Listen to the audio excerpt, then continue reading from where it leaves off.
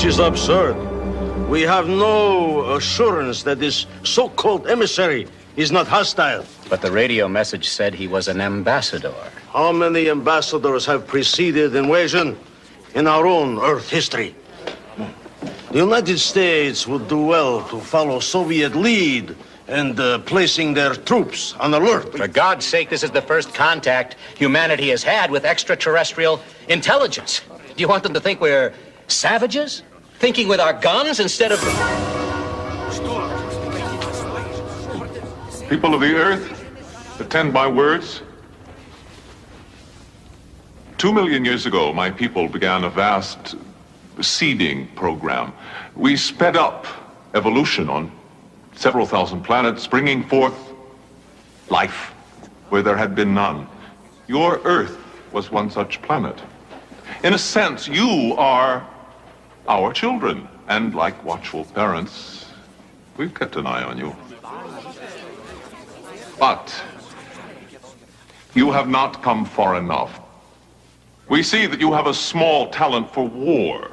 We've seen your primitive conflicts, your crude weapons, your petty bickering over borders, and the nuclear balance of terror which precludes any real victory, and we despair. We bred you for finer things, and you have failed miserably to produce the potential we nurtured in you so long ago. And so the experiment is over. Within a day, our armada will be in position around your Earth. At that time, all life on your planet will be destroyed. Order!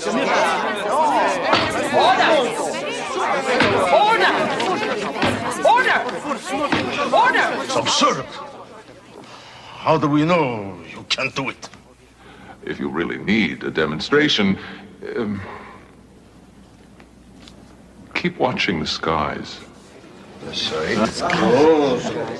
Order! Madam Chairman. The chair recognizes the delegate from the United States. Mr. Ambassador, surely you don't mean to condemn our race to death without giving us a chance to speak in our own defense. Surely that's not fair. The universe, Mr. Fraser, is not fair.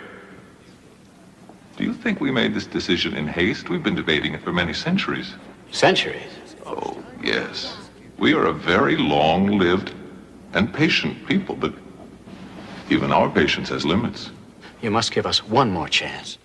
You've had your chance, many of them, over the centuries. Yes, that's true, Mr. Ambassador. It's true, but we've never had this much motivation. You say what? Your ships are arriving in a day. Give us that much time, one day. What do you think you can accomplish in so short a time? I don't know, but you must give us one chance. At least let us show you the potential you saw in us at the dawn of time.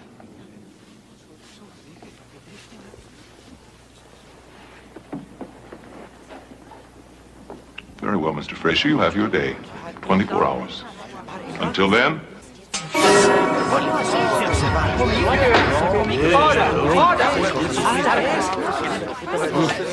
Order!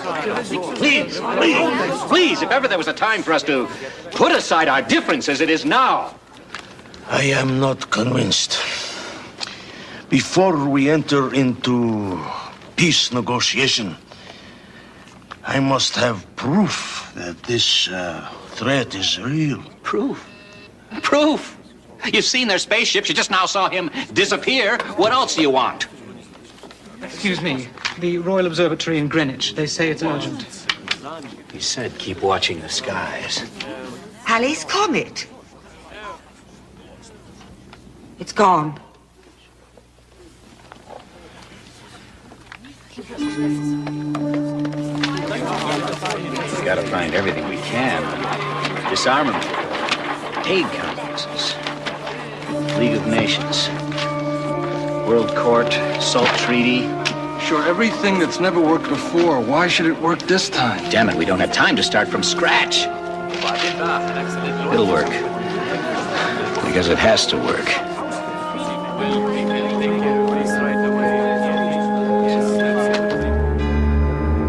Yes, there it is. The awesome ship has returned exactly 24 hours since it disappeared yesterday. but we have confirmation from UN sources that an historic accord has been reached among the 15 members of the Security Council and approved by acclamation of the General Assembly. There is today total peace among the peoples of the Earth for the very first time. Good luck to us, my friend. Good luck to us all.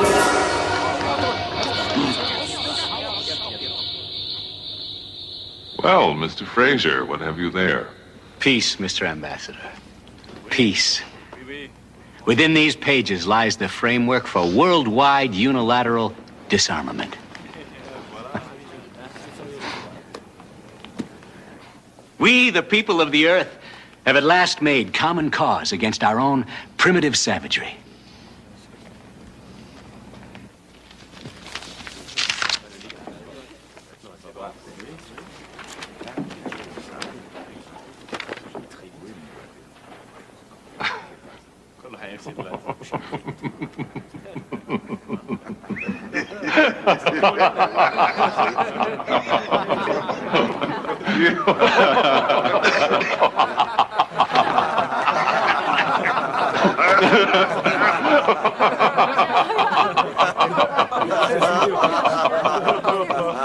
I fear you have misunderstood me.